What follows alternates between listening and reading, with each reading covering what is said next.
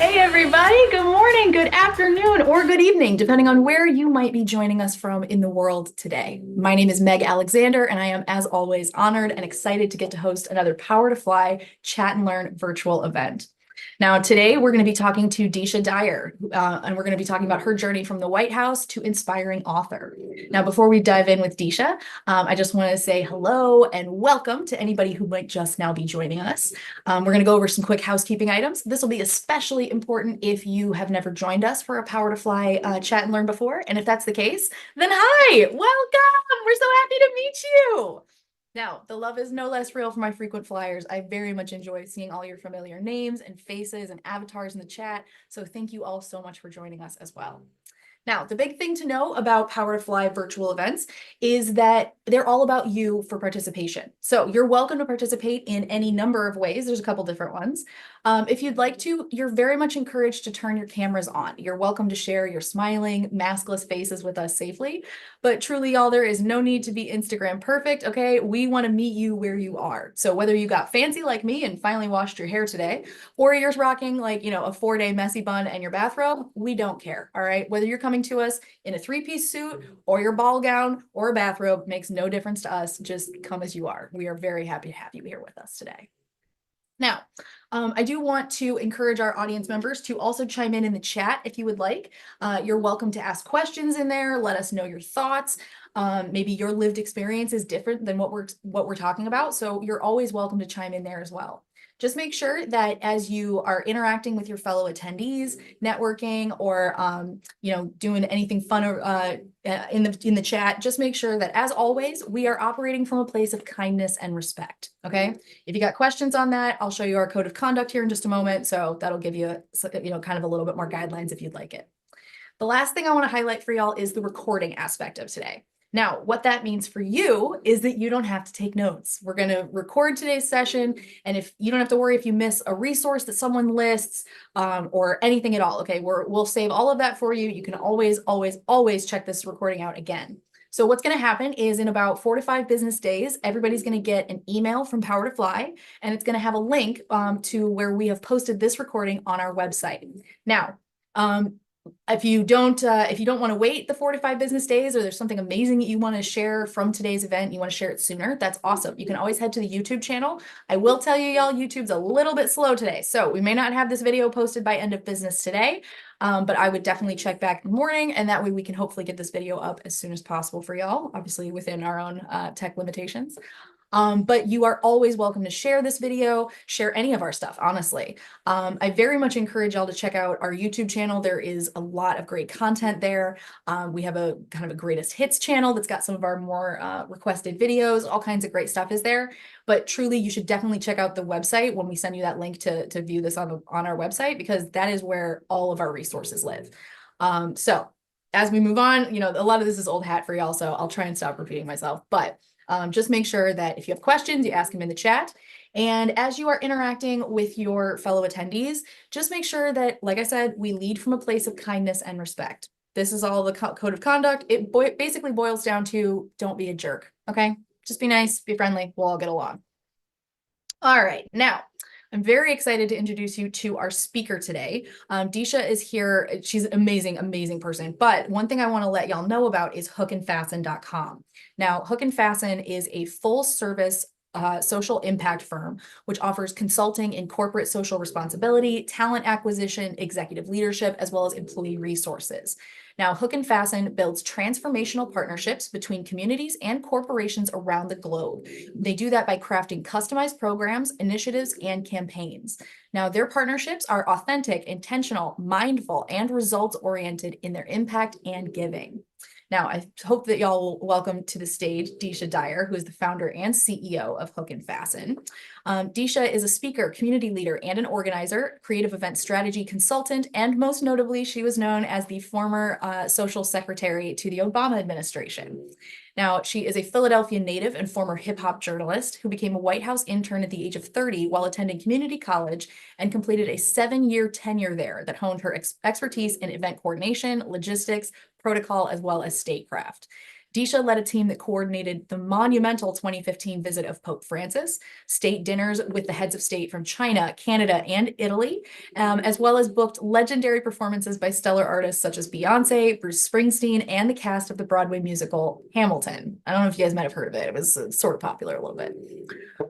Now, as a lifelong community advocate, Deesha co-founded BeGirl.World, which was an organization that empowers teen girls through global education and travel. She also sits on several boards, including SIECUS, SIECUS, which is an organization dedicated to comprehensive sex education, and Mindful Ed, which brings mindfulness into schools around New York City.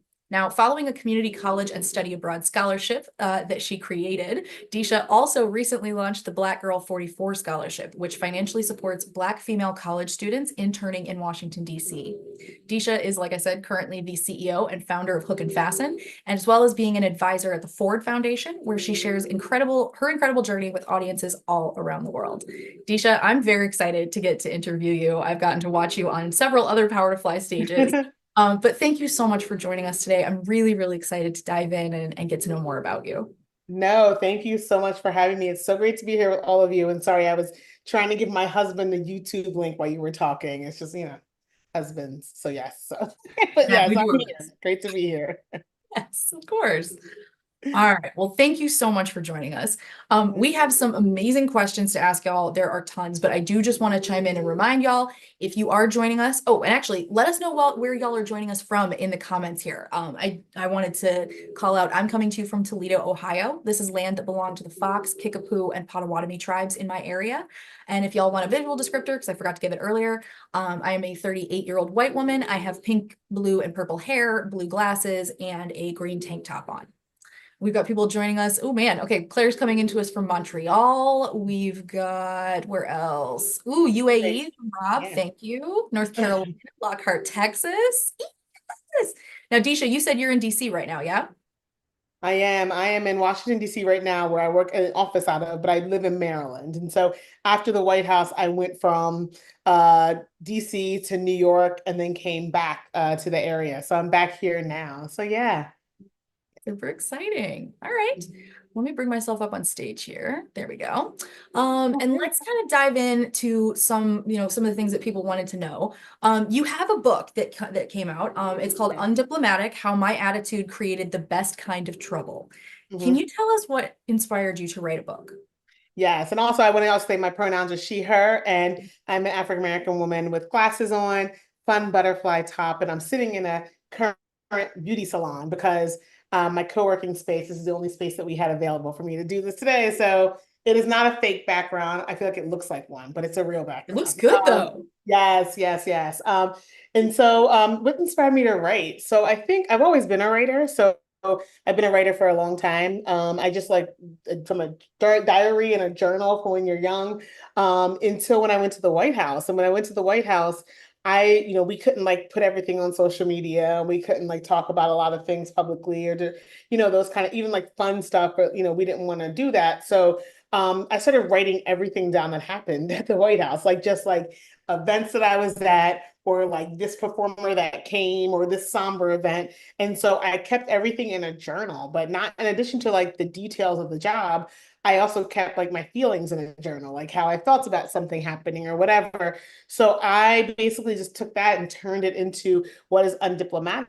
And I did that because I love speaking to people. I have a way of speaking to people, especially young people, about imposter syndrome and confidence and being Black. And I don't really have a filter. And so I can get across the audience as well. And I can't be everywhere. So I figured a book is a good way of having pocket Deesha with you at all times.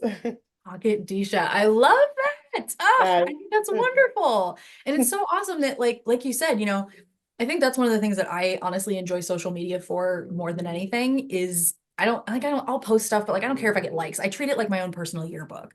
And so Right. I love that idea. Well, because think about it. Like, I mean, I looked at my flashback or time hop or something a couple days ago, and I was doing something very, very similar to what I was planning on doing today. And so it kind of, it sort of shows you that like not that not every year is as special as it is, but like Right. it kind of also Right. helps to ground you. And I think Yes, you were able 100%. to like keep that record, even though you couldn't, do it in some of the ways that a lot of us are used to doing. Um, 100%. I 100%. Agreed. love that. Okay, so obviously diplomacy was like a major part of your entire life for a very long part of Yes. your career. Mhm. What for you is the meaning behind the title Undiplomatic? Yeah, so Undiplomatic, I have to give my husband credit that he came up with the title, as much as I don't want to give him the credit for that. I know he's watching, so I have to do that. But for me, I thought about how, diplomacy, the word itself is very Washington, very protocol, very heavy and suited up. Um, and how I came to Washington was everything but those things. And not only was it everything but I also came to Washington very untraditional, my own way, very, as I say, undiplomatic, being 31 years old, applying for a White House internship at 31, getting the internship, then getting hired with no college degree, finishing college. I was at the White House, getting promoted. Everything about my journey was non-traditional, undiplomatic in a way that I want to tell people, like, you don't have to follow this model, this exact model of how you have to do things. And I have to be so suited up and I have to know all the right words and all the right protocols and be this huge diplomat. When it's just like I was always looked at as not a diplomat. Like I was always looked at as the loud girl or the one that was always causing trouble. But look where that trouble got me. So it seemed to have worked. So that is the meaning behind the title. I absolutely love that. And you know what? Props to you for giving credit to your husband because you know what? Because he's watching. That's really Yeah, important. you know what? That's what it is, right? You're like, all right, fine, credit where it's due, I Exactly. suppose. Yeah. Okay, what do you think, what do you hope that readers take away from the book? Like you said that you wrote Yeah. it, it was obviously wasn't intended to be a book to start with. What do Yeah, you hope that no. people get out of this? I mean, I think, what I say is, and number one, I see my Emily on here. So hi, Emily, from Louisiana. So I see a couple friends in here, but I haven't seen Emily in a while. Anyway, so I think that for me, what was really important is that I was authentic in the book. I think at a time where we're talking about like mental illness and mental health and confidence and all these things and all these social media therapists that have kind of popped up around, I think that the message is always you have to have a lot of money to feel better, or that you just have to keep working harder, and that's going to make you feel confident, or that you've got to have this big thing happen to you, like the White House, and of course, if something like that happened, you'd be so confident. And I think that I just wanted to be real, and I wanted to be like, no, like my confidence issues had nothing to do with my achievements. It had to do with, from when I was younger and feeling like I was an inconvenience and I didn't look the part and all these things and being told that. And so as I'm being told that, I'm starting to believe that in my head. And so for me, writing the book is not only taking people through the journey of imposter syndrome and digging up the root, which I hope then motivates them or lets them focus on their own amazingness, right? Whichever realm, therapy is not for everybody, but whatever realm people feel comfortable in. But it's also super entertaining. Like it's also a fun story of like, oh my gosh, this is what happens behind White House doors. And so while it is like a book that kind of gives lessons here and there, I tried my best not to beat readers down with like step one, because step one like may not look what it looks like for me, what it looked like for you. But my whole thing is like, I just want you to be motivated to like take a second look at yourself and be like, I'm holding myself to a standard of success that is making me feel not great. So like, let me dig that apart versus being like, let me keep achieving all these things to mask the fact that I don't feel good about myself in this realm. So that's what I hope people get from it. And it's written from obviously a Black woman perspective, because that's, me. But I also feel like it really speaks to everybody, because I think a lot of people have those issues and they just don't want to name them, right? So yeah. Well, and that makes a ton of sense. And I love that you called this out, right? Of like, it's you don't get confidence. People think that the confidence might come from achieving something really great or getting that internship or whatever, but there are no hard and fast rules in this Yeah. life for how No. how you're going to feel confident, what's going to make you feel confident versus not. Mm-hmm. And so I think I very much appreciate that you're coming at Yeah. this from the perspective of I can't give you rules because there aren't any. Like, Yeah, no, they aren't. But I think that like what I always feel like is achievements. Like for a minute, I'm feeling really high. It's like I feel so high. I did this, and then eventually the high wears off. And then you're just like, oh, I got to achieve something else. I can feel that high again, and then it wears off. But what if we get to a point where like we always feel that way? So when achievements happen, they're just like an extra element, but they're not the end all be all of how I feel about myself. And I think that there is something to be said about other people who are in the struggle with you or just in community with you, or you're just like, I Yes. just don't want to feel alone. Like it's not just me, because when we're with our own thoughts, we think it's just us. You know what I mean? Like we're just like, it's only me. Everybody else seems so smart, so qualified. And you're like, oh no, it's also me too. You know, it's like we're all in this together and we're all gonna rise together out of this. So yeah. Yes, of course. Okay, so we talked a little bit about your background, and that you didn't necessarily have, we'll call it the traditional, path to the White House. Mhm. Um, how do you think your background and upbringing really influenced the career path you are now on, as well as some of the stories in the book? Like, obviously our past makes us who we are in a lot of ways. Yeah. How do you think Yeah. that that past made you who you are? Yeah, I mean, my past is very interesting. Like, I wasn't raised with my parents. I went to a boarding school basically for poor kids in Hershey, Pennsylvania, which is probably some people in there from or familiar with Hershey, Pennsylvania. And I think that for me, the way I best connected is that I never lost the person who had this rebellious spirit. I mean, we are in a different time in 2024. I'm 46 years old. So back in the day, it was never stand up for what you believe, speak your mind, like, make sure you voice your concerns. Like that would have you like get beat back in the day, or it would have you in the corner. So there was no, especially for women, especially for Black women, there wasn't a space or encouragement to be able to use your voice to stand up for things. And so for me, I always kept that little thing alive in me that's just like, no, no matter wherever I go, I don't care where it is, I'm going to speak up about things. And all of a sudden, this shift happened where these two people came into the White House, and, and they were people that spoke up, and they were people who, stood up for things, and they represented the everyday common person, even if people, don't like the Obamas or whatever. And so all of a sudden, my voice then was welcomed into a space, like all this pent up things. And so I think that sticking close to who I was, like, saying like, I know that it's not going to win me any friends. Like, I know that people will gossip about me. I know that I'll be called a troublemaker, but I'm sticking to what I believe because I need to sleep at night. And that's like, it's natural to me to do those things. And then I got to a place where I was just like, oh, this is encouraged. And oh my goodness, like, let me just keep speaking up then. And then that led me to different opportunities to be able to use my voice more, and to, build a bridge between government and community, which really doesn't exist. So yeah. Yes. Oh God, 110%. Okay. I want to talk a little bit about some of your more challenging moments. Do you feel like you were encouraging or encountering more challenges while you were writing the book or while you were working the job?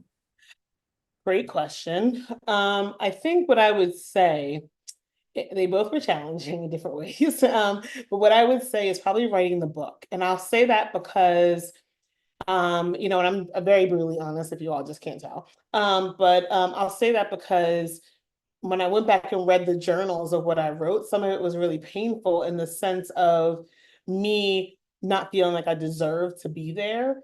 And so some of the things that I wrote were not very kind to myself, and it didn't allow me to have fun or kind of sometimes be in the moment. And so I have to grieve that because I'll never get that time back again. Like I'm never going to work for Barack and Michelle Obama in the White House again, or probably even in the White House, right? And so I think that it was hard for me to relive that and know that I'm in a different space, but I can't go back. And so that was really hard for me. And I think the other part is to forgive myself for the things I did then that I now know better for because it's in hindsight. And so I think writing it was just like, I want to be more happy ending in some of this stuff, or I want to color the language, or I want to be like, oh no, this is great. But I knew I couldn't stick true to that. Like I was just like, that's not really how it felt sometimes for me. So I said that was more challenging because it was out of my control. There was nothing I can't go back. And that's hard to know. I mean, we all grow and mature, and we all get the insight, and we're like, if I would have knew what I know now, things would be so different, but I can't. So I had to relive that for 10 chapters, which was really hard. So, yeah. What was it like to come back to it? Did you like, let's say you wrote it in like a day planner every day or something, you leave the job, everything goes in a box, it goes in a closet. How did you come back to it? I mean, I think that it was it was like I think just like anybody who probably wrote in a diary when they were like 16 or something, you go back and read it and you're like, this is cringe. Like this is so like, I put everything in there, like the guy I was Yes. dating. And I'm just like, I cannot believe I was this upset about this random guy that worked at the White House. Like I was like so like part of it was like funny, right? Part of it was cringe. But the other part was so thankful that I wrote it down because it happened so fast. And like even think about it now, it was 7 years ago that we left. And so even thinking about, oh my gosh, I left over almost 8 years ago at this point. Like I don't remember half of that stuff. But now when I read it and I'm like, oh my gosh, yes, I remember eating that burger. I remember like it brings it all back. And so it was definitely a combination of reflection and funny and cringe. This is what I'll Good. say. I think that's kind of the best way to do it, right? Because we're all Yes. going to be a bit like, I mean, I don't know. I think I've looked back at maybe like even just pictures of myself and been like, what are we doing? What's the What are face we that's happening doing? in these? Yeah, what And are so we like doing? to go Yeah. back to like snapshots of like, this is what we were doing. And I was Yeah. super upset because blah, blah, blah, blah, blah thing that I don't even remember anymore. Yes. Yeah, I Yes. love that. But then you're so thankful for the maturity. You're like, thank God. Like, thank Yeah. and that part I'm just like, thank God. I don't feel that way or whatever anymore. So yeah. All right. So hindsight is obviously a lot clearer than than whatever it is we're looking at while we're going through it. Do you, looking back on your career thus far, do you think there's been a pivotal moment that has significantly shaped your journey? Applying to that internship or deciding to go to this college program or, Yeah. or do you think that there has been something that's been like kind of a big pivotal moment in your life thus far? Yeah, I think that I dropped out of college when I was 17. And then I went back when I was 20, 28, 29, and then, from the White House from there. And I think that probably around age 26, 27, when I decided that I wanted my career to be a social worker, was really pivotal for me because I didn't coming out of high school and I feel like it's a little unrealistic for us to expect people who've been on the earth 17 to 18 years to know what they're going to do with the rest of their life. But that's Mhm. America. So I think that like when I came out of high school, I was like, I want to do this. I'm ready. I'm only 17 years old. I've been in a boarding school. I was not ready mentally, financially, everything. So I was making up all these careers that sounded great. I want to be in psychology and be a teacher, but none of those things were like what I really wanted to do. I really wanted to just help people in a capacity, but I didn't know, again, it was back 1995, I graduated high school, like, making money, helping people was like equivalent to like not making any money. I mean, it kind of still is, to be honest, with the nonprofit, but like, and I was like, I can't be broke. So I got to figure out this other career in psychology and journalism. Looks like you make a lot of money. And so after volunteering for years and kind of being involved in different active, campaigns and causes and initiatives and community stuff, I was like, social work. Like that is like that, like it still to this day, I'm like social work. That's what I want to do. That's what I've always been without the degree. And I think that deciding to go back to school for that, because I was also laughing. So I was like, you want to help people. Why do I need a degree? But like going back to school for that was pivotal for me because it was a decision that I made in my 20s that I knew what I wanted to do. I had years of experience at this point in the community doing things. And that was so important for me to have that decision be of my own decision. So I would say that's one. And then around that same time too, like I grew up in a very religious family. So like I left the church and then I like found my own version of spirituality and religion and all these things. And all of that at the same time kind of came to head for me. And then went back to college, the community college, because that was the only college that would accept me. And then look what that led to from there. So I think that the deciding and what I wanted to do with my life was kind of the pivotal moment for me. I very much appreciate that you got to do that later because I think Yeah. you're absolutely right. I mean, I think I'm on my third career at this point. And it's very true. Like the kind of Yeah. decisions and the way I thought about the world and try to make a decision of what I wanted to do. Like I thought I wanted to be a lawyer, y'all. Let's talk about that for a minute. No, You'd no, still be in school to this day. Oh leave my it. God, I'd still be in school. I wouldn't You'd be still be in hired. school Like right now. I, Like you'd have to leave here and go to class. So like pretty much, yeah, yeah. Like, ugh, no, thank and I you. think it's great when people do know that. So it's not Oh, it's everybody, wonderful when but they I just think do. that Yeah, but we don't give like, I like don't think that's the 17-year baseline. olds a Yeah, chance to be like, what do yeah. you want to do? Like, how about you go to college and do your general education classes at community, get that over with, and then go to a 4-year college after you've been in school for 2 years. It's cheaper. Like, I Mhm. just don't know why people do not do community. I'm Well, like, it's I just, think we're kind of peeling back the layers on that now. Cause I yeah, mean, like you're talking about like when you graduated, you said 95, 96. high school, yeah, Okay, 95. I graduated in '04, and it was still very much kind of, at least I was in Ohio, so same, roughly kind of the same area. Like it's still very like, well, you finish high school and you go to college. You pick a job and that's what you do. Mhm. And so I think you're right. I think we're no longer in that place, thankfully. It's Yeah, taken a while, yeah, but I think we're not really longer in that place of like helping out. Jobs that help people now have a bit of a social cachet that they didn't before. yeah, And I yeah, feel like we're kind of stepping away from the like greed is good, all of that kind of yeah, nonsense. yeah, Yeah, yeah. yeah, no, I'm right there with you. Y'all, if you want to chime in here, because I know most of the people that come to these chats are not 18. What did you want to do when you graduated high school, and what do you do now? If you could throw that in there for me, that would be fabulous. That's a great question to ask. Well, because none of us have typical careers, y'all. I did a Yeah. year of law school and then I was in manufacturing. Like, Oh, come on, wow. let's talk about that. Yeah. All right. So, okay, you obviously attitude has been key to a lot of your life, and your attitude and your kind of the attitude that you bring to your own story. How do you Yeah. think your attitude has helped you to navigate some of the complexities of your career?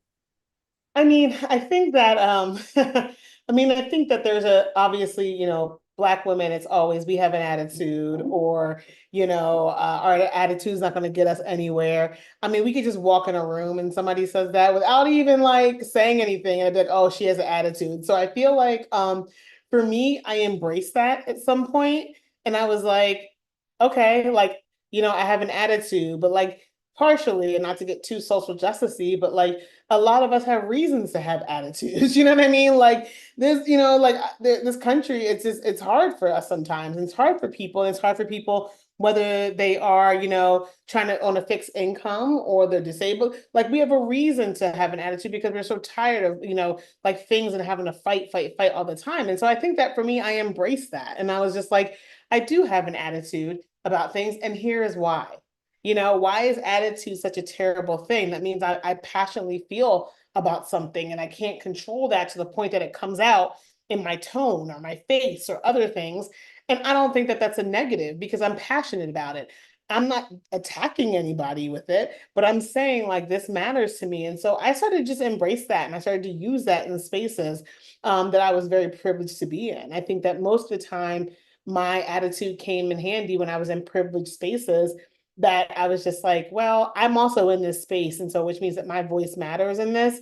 So I'm going to speak up and I'm going to say something. And if the worst somebody says about me is like, she had an attitude saying it, I'm like, okay, but did you listen to what I said about, this policy? Or did you listen to what I said about like, income or education or police violence? Did you listen to me at all?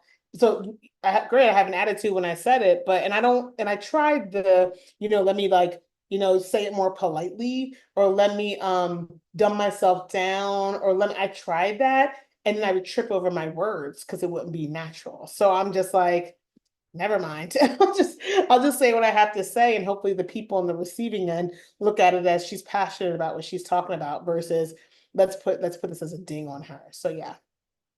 I think you made several incredibly important points in that entire answer. And I think one of the big ones was, like you said, you know, attitude can be incredibly beneficial to you, but there is always going to be those lenses through which other people view us. Mm, And I know what my lived experiences has been like, and it hasn't been super great in some places because of that. But yeah. I very much appreciate you also highlighting the fact that Black women are absolutely, absolutely unfairly categorized as the angry Black woman Mm, so readily and so easily that it's almost like people just want that. They want you to be that. And it's like, well, yeah. but that doesn't do service to who you are as a person. Mm, Like, just Yeah. it And drives I me think, yeah, crazy. and I think I'm under the umbrella. And again, I know that, not everybody agrees with this and it's completely fine.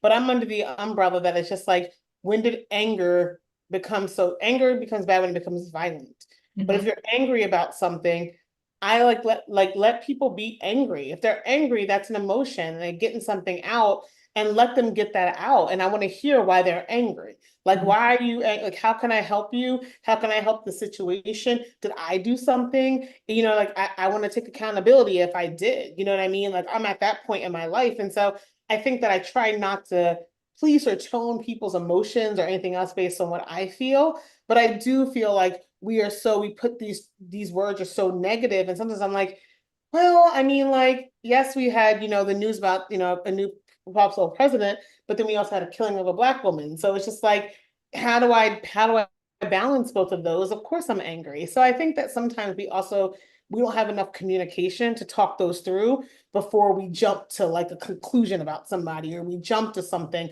And I'm just as guilty as anybody else doing that, to be very Yeah. clear. Like, you know what I mean? So Yeah, that's yeah. why I have to take accountability when I do that to people, or when I do that in a situation. I've got to be like, I apologize. That was on me, and I think that we don't want to do that because we want to be right all the time. So yeah. It's so much more nice to be right all the time, though, isn't it? I know it is. It It is. just, It is oof, just way feels so better. good. Yeah. And we've got a ton of people chiming in the chat as well. Olivia also agrees with you, saying passion gets confused with anger. I It does. completely agree with that. And Mary A also chiming in, saying that language can be so racialized. I really appreciate you Yeah. pointing out how you embraced it or how you fought against it. I think that's Mhm. wonderful. Yeah. Okay, we talk about the good kind of trouble, right? I think that's been good. Getting yourself in good trouble has definitely been on the rise and something that more people are recognizing as a phrase. Yeah. Um, could you tell us any like a snippet from your book that you think exemplifies that best kind of trouble that you created? Yeah, I think and again we have to obviously give credit to John Lewis, dearly departed, for the good trouble phase. And so I think when I say good trouble, I mean, it's like this is a really small example, but we had a panel on concussions and football concussions, and we were putting the panel together, and we were talking about the people that we were going to invite. And I remember people wanting to just invite the Black people as athletes and the white people as the neurosurgeons. And I was just sitting in the meeting and I was like, well, what if we actually have some Black doctors and, neurosurgeons? And I think that the room was just like, what are you saying? We're not saying that we don't. I'm like, well, I didn't say that. I'm just making a suggestion. And I pushed and pushed and pushed on it because it's that unique lens that I bring to a room or bring to a perspective, just like somebody else, like somebody, who has a disability, they're going to bring that lens to the table, right? And so I was just like, and I think that it caused a little fuss because people instantly thought I was being like I was calling them racist or like, and I'm like, no, I'm not saying that. What I'm saying is, we automatically went to the Black athlete, but how do we have a Black neurosurgeon, and those little things. So it's not, big trouble, but it's just like those little things of being like, I'm looked at as a troublemaker because I'm raising this, right? But it's because like we don't always have to be like, Worthwhile. let's find the athlete. Hey, Black man, you know what I mean? It's just like, let's find the neurosurgeon. Let's find the nurse. Let's find the wife of you know what I mean? Like we can kind of mix Yeah. this up here. And so that is the kind of trouble I usually get in. It's usually those battles, those little battles. See, and I like that. I love that and I appreciate it because you're right. Like there are certain times where, yeah, if you hadn't said anything and you'd pipe down and Yeah, just kind of let things run as they were, then yeah, probably the event would have been fine. It would have been lovely. Okay, great. But like right. there are plenty of times where like fine doesn't need to be good enough. Like Yes. just Yeah. because fine is there and it's within reach doesn't mean that you shouldn't maybe reach a little bit more.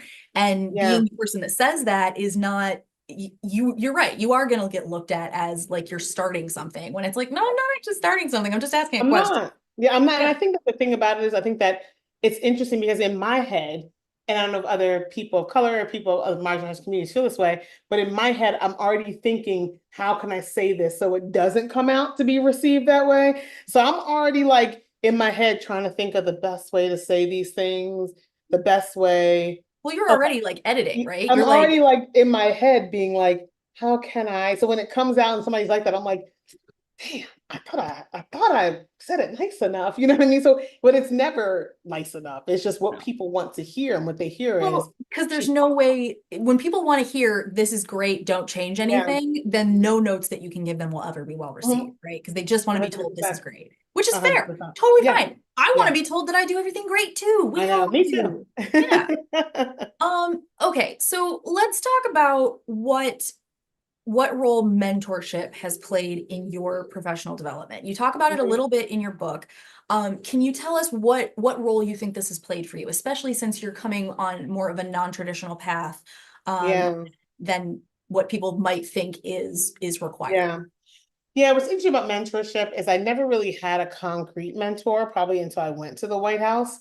And I think part of that was because I had probably adopted a lot of the negative things that people said about me. And so I always looked at myself as like beyond help and beyond guidance. So I was like, who can help me? Like I just stand on my own over here. And then I went to the White House and started to learn from people that I wouldn't even necessarily say were like official mentors, but they were in my head. Like they were just like teaching me things and showing me how Washington works and about how politics works. I didn't know any of that. So it really helped me not feel alone, helped me have a resource to go to for questions. It helped me be like, and again, I didn't, go to them and always like, oh, you're my mentor. So can you fix this? So I think that for me, because I got a mentor later in life. I was always a mentor to people, but I got a mentor for myself later in life. I never expected people to fix things. I was just like, I just need your another thought process, or can you maybe introduce me to this person? And I feel like now that I'm a mentor and I was a mentor before, people always wanted me to like perform a miracle. It was like, okay, as my mentor, can you get me a job at the White House? And I'd be No. like, I'm barely hanging on. So let me just like invite you to a little party and you enjoy that. I'm not sure if I can get you a job. So I think that mentorship, I think also doesn't always have to look like it's somebody up. It could be somebody across or somebody younger. I learned so much. I'm 40. I learned so much from people in their 30s and 20s. Like I'm just like, oh, like I'm listening to you. Like I want to know like how you do this. I want to know how, and I think that there's nothing wrong with that. But we always look up and then we always look in like really celeb, not celeb, but like put people that are so like, golden. And you're just like, it's like somebody down the street could be a mentor to you in a different way. You know what I mean? Like, don't think that you have to get somebody who is so, like Michelle Obama. Like you can, Yeah. like people can become your mentor and have something to exchange with you regardless of their status. So yeah. Yes. Oh, I love that so, so much. Like, because, Francois chiming in here saying, look to your elders is still deeply engraved in our DNA. It absolutely is. Yes, But I do 100%. think it's hugely important and good to remember that mentorship, like you said, it's a two-way street, honestly. You can Yeah. be mentoring someone who is also mentoring you in different areas. And Mhm. you're right. Like oh my gosh, the amount of times I have to go ask a young person to help me with like doing something is astonishing, given that Yeah. I'm 38, but like it's only going to get worse. So Yeah. it's one of those things kind of gotta get in the habit early of like, I don't know how my Yeah. TV works. Can you show me so I'm not the grandma in the room? That'd be great. Yeah. Yeah. But yeah, I mean, like, I think it is really important to remember that like everybody you meet knows something you don't. Yes. All the time. Everyone. And that's All the fabulous. And time. sometimes it's something you want to learn and pick up. Other times it's a skill that is like great from Yeah. afar, but I don't really need to know how to hotwire a Yeah. Vuvix. 100%. Okay, great. Yeah. 100%. Yep. Yeah. Yeah. 100%. I'm loving the commentary we're getting in the chat as well. Chriselle says practicing diplomacy as a person of color can be mentally exhausting as we are Ah, trying to challenge oppressive structures. That's 100% mhm, accurate. mhm, Diana also chimed in saying it's never nice enough. Stepping around ego, fragility, and challenging the status quo when things need to change. It's exhausting. Yes, your undiplomatic style in mhm, action. And you're mhm, right. It's because you're in a room that already doesn't contain a lot of voices like yours. And mhm, even though you want to contribute your voice, you're already self-editing and trying to figure out how do I say this so that they will take it in the way that it's intended. And so it's like 100%. the amount of layers of just garbage to fight through is insane.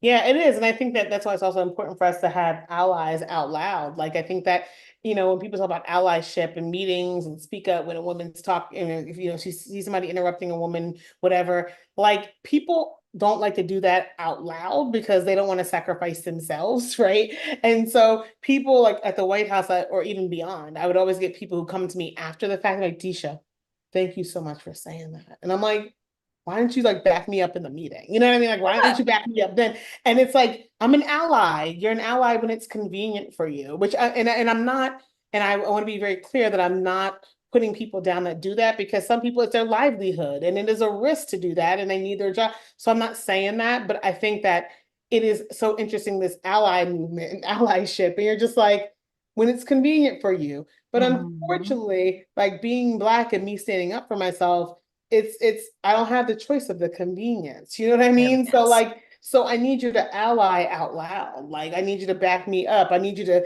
in rooms that I'm not in, that somebody's like, well, you know, Deesha said this. I need you to stick up for me. And that doesn't happen because we are sometimes scared, but we're also more worried about our own power. And so there has been, I feel like, a little bit of more of a rise of people allying out loud, where you're just like, no, thanks for backing me up. Like I felt so alone in that moment. And when you feel alone in those moments, you silence yourself, you know what I mean? Which is not good for anybody, nor is it good for the business, you know? You have no, you know, so it's just like, no, speak up. And so and again, and people could look just like you, just look like just like me, and still be adversaries. And so you got to be like, it's a lot of mental gymnastics, but that's why you got to take Yes. care of yourself in the process. Yes, yes, of course. And absolutely 1,001% to, if you are resourced enough to use your power and use your influence, that is awesome. I'm of the opinion that, whatever power or influence you do have, you should use. You should use Yes, to, to do what you yes, can. But it is also one of those points of like, if your influence is basically social capital, then being loud and being yes, visible and being like, well, this is what we're doing now is 110%. Like that's yes, what you should be doing. Like that's awesome. yes, It's one of the reasons that like I try to be as unavoidably clear as possible with yeah, like everybody is welcome here. You are welcome here. There's rainbows all over my house. There is like it's this is what we do because I have the power and the social capital to be able to be like, this is how it's going to be here. So this yeah, is what's going to be. 100%. Yeah, and You it gotta. feels good. Yeah, and it feels good when, we talk about oftentimes when it doesn't work out, or when like you're the only voice, but then when somebody actually listens and they act on what you say and it works out and you watch the outcome, it is like It my makes it all heart worthwhile. like it is just like, it's like butterflies and rainbows all over. It's just like, yes, it worked out. Like, you know what I mean? Yes, like I if I didn't stand up and say what I had to say, the outcome wouldn't be what it is. And look at the outcome. So sometimes just like that, that fuels me constantly, being like, sometimes it doesn't work out and sometimes it does, but when it does, it does. But yeah. Yeah, of course. All right. So while you were in the White House, how was your perspective on diplomacy and advocacy changed? Because obviously, y'all are in kind of in the mix of things and very much in the Yeah. epicenter. But at Yeah. the same time, like you said, you're trying to be diplomatic and you're trying to make sure that you are being a good advocate while also Yeah. representing yourself and your country well. Mhm. What was your experience like with diplomacy and advocacy within the realm of the White House? Yeah. I mean, the interesting thing about my role is that my role was not a policy role.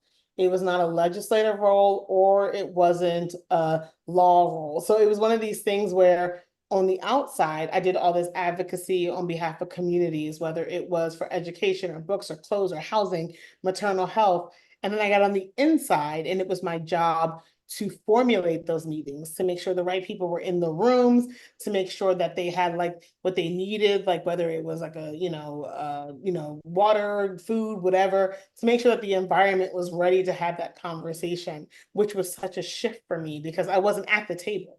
So I Yeah. wasn't there talking about these things. I wasn't like, oh, well, this is what I feel. Even if I knew, wait, they had a community college panel one time, and I was like I want to sit in on it, but you know what I mean? Like, how can I be part of this? But I had to recognize that that wasn't my role at the time. And so I think that one of the things I took from that is, number one, playing your part is not so bad. Like I was like, Deesha, your part is to set the tone for this meeting, make sure the right people are at the table for the meeting, and make sure that the president and first lady have whatever they need to get this done.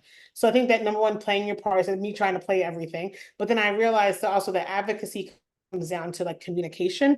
Like a lot of times people just like, we look at the stuff that comes out of government now.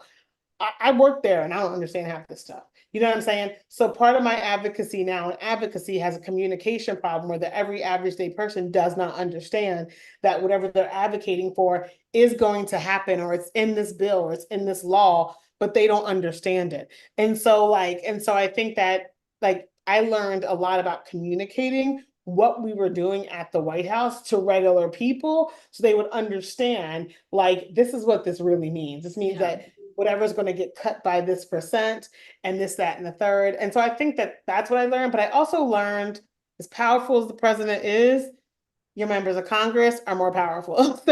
So I learned that like this is all cute and everything, but like, do you know who your members are? Like, do you know who you're voting for? Who's taking, your concerns to Congress with budgets and everything else? Do you know your city council? Do you know your school board? Like that's like where the power lies. And so I learned Mhm. about that at the White House too. And I was like, don't we have all the power to just do everything? They're like, so no. And I'm like, oh, okay. Fun So fact. No. I thought we did. I thought we could do anything. Guess we can't. So it's a misconception that the president is like, you know, can do anything they want. It's just not true. Yeah. So yeah. I mean, and sometimes that's much more comforting than others. So, Yeah, I know. oh man, no, I think, that is a really good point because there's as much as I mean, we could talk all kinds of garbage on the education system in America, Yeah. but when it comes to something like politics, a lot of our focus is on the big seat, right? It's on the White Mhm. House. It's not on the things that are like much smaller, much closer to home, and realizing that's one of my favorite things that I realized after I started, being more of an activist and going to protests and going to political rallies and stuff, is learning that like if you want to really actually do something, you need to be doing something here. This is Yeah. what makes a difference. This is Yeah. where you start. Yeah, Um, and I think that we've seen, I don't know how many people watch the news, but I think we've seen like, this school board is doing this or this school board, and people are just like, the school board. And so they didn't know it existed or something, which is fine because I don't have kids, so I wouldn't know if I think I wasn't in. But I'm just like, yes, the school board is like stripping away stuff left and right for your kids while you're concerned about the president, which is important, which is extremely important, but also like this is where our kids go to school. And you got to pay attention to the school board because it is, I mean, it's like it's a whole different world. But I think that we have to do a better job of educating people around that. And I think that that's important. So yeah. yeah, no, I think it's a very good point. All right. What was it like for you transitioning from the White House into public speaking and writing? What was that like to go from kind of the epicenter of where things are Yeah. happening to existing out in civilian life? Yeah, I mean, it was lonely. I mean, it was like, because I mean, you're like right in the middle of the White House and you're walking around and you're gonna walk by the Oval Office and you go get food coming out the gate. And then like January 21st, it's like, oh, you're locked out. You don't know what's happening My anymore. You key don't card know doesn't who work inside anymore. anything. And so I think that it was hard for me coming out, and not for that reason, but more for I didn't know what I was going to do. Like I worked to the last day, so I didn't all this networking and going to all these things to meet people or applying for jobs. I didn't have time to do because I worked until literally the last day. And Mhm. so with the transition of power between the two presidents, that was like my last thing that I did before I left. And I think for me, I had to get up the courage to talk about my experience because part of you wants to hold the Obama experience and you want to not break their trust and all those things. But I also knew that I had this gift of talking to people, and I love talking clearly. And I had this gift. And so I had to learn how to move that in a way that was going to be beneficial for people where it's still advocacy and activism, but in the way with all this new knowledge that I had. So I think that that was a hard thing for me. But I think also being at the White House and having the position that I did, it validated me in the eyes of like corporate people and all these CEO people and all these fancy people. So I was like, oh, well, since they think that I'm, kind of one of them since working there, I can use that to help communities, which is why I started my company Hook and Fasten, because I'm trusted by communities, I'm trusted by corporations, so I Mhm. can like take the one money or resources and move it to the other and put the power of that, how that happens in the community's hands. And so with my Yeah. company, I don't just say, oh, we have shoes, we're gonna give shoes to the community. No, we bring the community in. Do y'all even need shoes? Like, who needs, like, what do you need? What will make it so we don't have to give it to you? What can we build in the background, jobs or Mhm. anything else? So that has been my sweet spot that I love, which is why I started my company. I like that. And I think it sounds like it kind of puts you very squarely within, like I'm picturing like a Venn diagram with your multiple zones of genius. And like Yeah. it sounds like it's putting you like squarely in the center of that, of like, okay, I Yeah. know how to do this. I know how to do this. Where are the areas that this can be applicable? Right. I very much like this. I like this. Right. And I'm still learning. Like I'm a lifelong learner. So I am not a person that's just like I achieved all this, I'm doing this. I have nothing to learn from somebody. Like Mhm. I'm always trying to learn the newest and best ways to do things. How can I be a better advocate and ally to different communities? So I am nowhere near perfect. I am a constant learner, but I also like know my strengths and know that companies will pay me for what I do because I'm so good at what I do because I spent so long in the community for 20 something years and still am. So yeah. All right. All right. We talked a little bit earlier about what it's like to kind of bring yourself to work, especially if you are in a professional capacity and trying to make sure that you are meeting professional expectations, but in a very high pressure environment, you know, people rely on what they know, right? You fall back to who you actually are, what your skills are, that kind of thing. How did you feel trying to balance being what you perceived to be the professional expectations while you were in such a high pressure, fast moving, go, go, go, Mhm. go, go, go, go, go environment? How did that work out for you? Oh, it didn't. It didn't work out. I'm gonna be completely honest.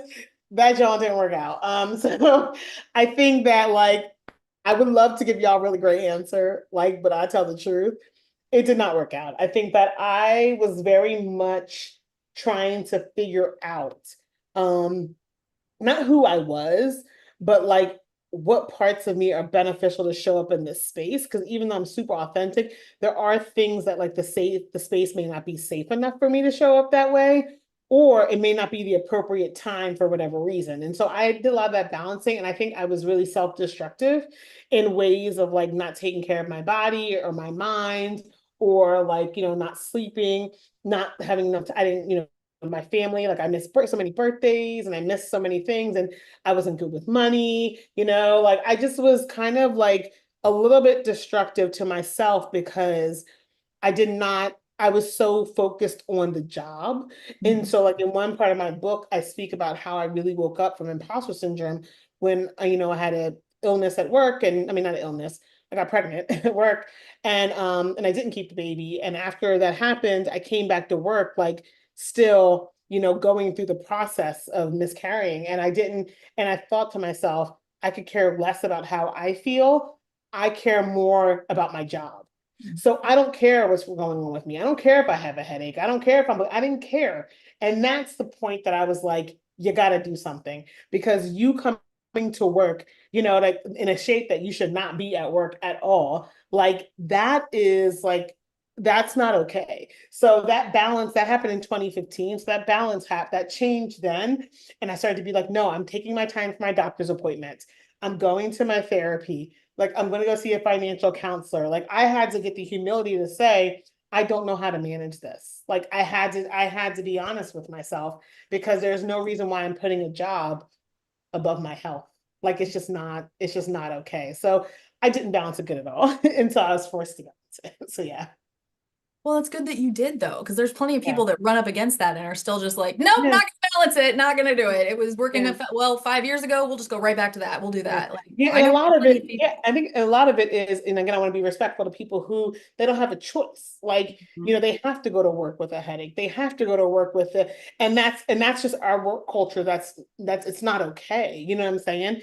And so I think that that's probably like for me, like I want to be respectful to those people that have that, and like then encourage them to help the system change so we don't have to choose between like having a headache or having a really bad period for a woman and going to work or we're going to lose our jobs. And so I think that is like, and I'm still figuring that out, y'all. You know what I mean? Like it's old habits are hard to break. And so I'm Yeah. still working on that myself. So Well, yeah. especially because they got you to a certain point, right? They became habits because they worked for a certain, for a certain purpose or in a certain situation. Mhm. Thank you, by the way, for sharing that with us. Oh, no, of course. No, That can be yeah. very overwhelming for a lot of people. So I really Mhm. appreciate you sharing that with us. Mhm. Yes. But yeah, I mean, like I feel like that's one of those things where when people ask, like, oh, did you handle this? No, no, not at all. But you learned Mhm. from it and you then Mhm. made changes going forward. Mhm. And that is honestly kind of all the best that any of us can do. Yes. Yes. Yes. All right, I got time enough for one more question. Yes. What advice would you give to young professionals who feel that their authentic self might be at odds with their professional goals? Mhm. Yeah, I think what I would say is number one, the myth of the authentic self is a little dicey because we change as we grow. So the authentic self that I had when I was 18 is not the same as I was 25. It's not the same when I'm 35. It's not the same when I'm 46. And so I think that number one, I would tell younger people like watch being so close to attached to the just authentic self. And I gotta find my authentic self. I gotta it's going to change as you're in certain situation, and that's called growth. And that's okay, right? So know that because I think a lot of people spend time trying to find their authentic selves, whatever. And we use the word, and I use it myself, but I'm always like, Deesha, remember that like there's more than one version of you. So remember that. The next thing I would say is attach to your professional goals. Are your professional goals based off of what you like to do and who you are? Is it based off of the money you need to make to live? Or is it based off the perception of other people looking back at you? Right. And I think that we have to break that out because if it's the last one, I can't say anything about like if it's for you and you want to really do it and it's your goal, great. If it's for money and that you need to do that, I can't say anything about that. That's your finances. But if it's for the perception, which is the majority of what people fall under, then you need to check that because it doesn't matter how people look at you. They're not paying your bills. They are not, none of that stuff. And so I think that for me, I would say evaluate whether your professional goals are based off the perception of others or it's based off of the standard of success that has been molded for you over time, you know, Mhm. that you have nothing to do with, right? So Yeah. that's what I would say that's what I would say in a nutshell to check. And it may take some time for you to have that whole evaluation, but there's nothing worse to me, not worse, there's things worse, but like than somebody who's like in their 70s retired and they're like, I hated my job. I hated that. I hated those years. And you're just like, well, was it for money? Understand. But it's just like, why'd you stay? You know what I mean? Is there something? And it's like, I don't want to be 70 and curious about like, what I could have done. And so I just do everything now, which is a whole nother discussion. But yes, Emily's laughing because she knows I do so much. But like it's a whole nother discussion. But I'm so afraid of running out of time that I'm just You're like, I'm no, not dead. I feel you. I'm Yeah. doing Yeah, it. well, because I mean, you're right. I love your point about the authentic self thing, right? Because Yeah. it can be so difficult and so challenging to be like, well, who are you? You Mhm. need to know who you are. Mhm. But I think you're right. I don't think we talk about enough the fact that who you are changes. It's supposed to. If it's It not, does. then what are you even doing? If you're not changing, then you're pretty much the only person on earth that's not. So Yeah, let's, and have grace. Have grace yeah. with yourself. Like, you know what I mean? Like, there's stuff I used to like last week that I don't like this week. And it changes. It Well, changes. change like and that being open and being open, like leaving yourself open and knowing that you're going to change makes Mhm. it, for me at least, it makes it a lot easier for me to say like, oh, I was wrong, or Yeah, I've changed my mind since then, or whatever. amen. It's like, well, these things are going to change. The only two constants in life are death and taxes. That's Yeah, it. yeah. Everything else is going to change. It's And going to I would say fluctuate. taxes are more than the death. Pretty much. Taxes. I mean, I haven't died yet, so Yes, yeah, what do I know? never. Exactly. Okay, in the last 2 minutes we have, what do you want people to take with them from today's event? Obviously, we want to Yeah, talk about the book. So yeah, I'm going to share, Ria's sharing some links yeah, in the chat thread to where people can go to check out your book. We're also sharing links for your company, yeah. Hook and Fasten. But what do you want to leave people with? What do you want them to take from today's conversation? Yeah, I think that I hope people enjoy themselves, number one. So hopefully it takes some entertainment.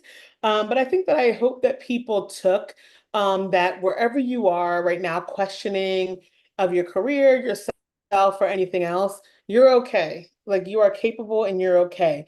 That is a constant that is not going to change. You're who you are, your characteristics, those things are not going to change. Those are just the foundations of who you are.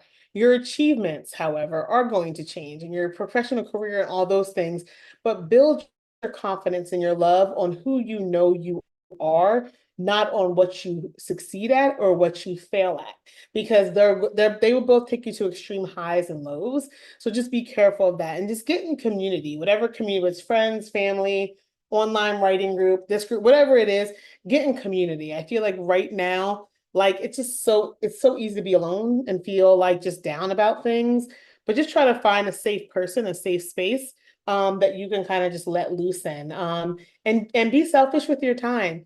Go on vacation, go out to dinner by yourself, like do all these things, like go to the movies by yourself. I'm married, love my husband. I'm about to go on a month vacation without him. You know what I'm saying? I need a little bit of a break, honey. See you when I get back. Like be selfish with your time if you can, but just know that you know that you're okay and that you're good and that you have a community out here. So yeah. I like that. I like that a lot.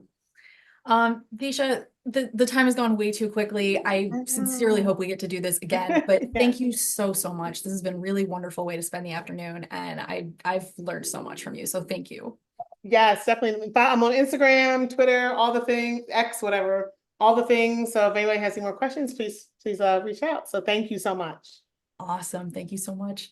All right, y'all, that is going to bring us to the end of today's event, but I just want to say a huge thank you to all of our audience members who watched with us, whether you joined us on YouTube, hi YouTube, or on the Zoom link with us live. Thank you so, so much for joining us today and spending time with Deesha Dyer and Power to Fly.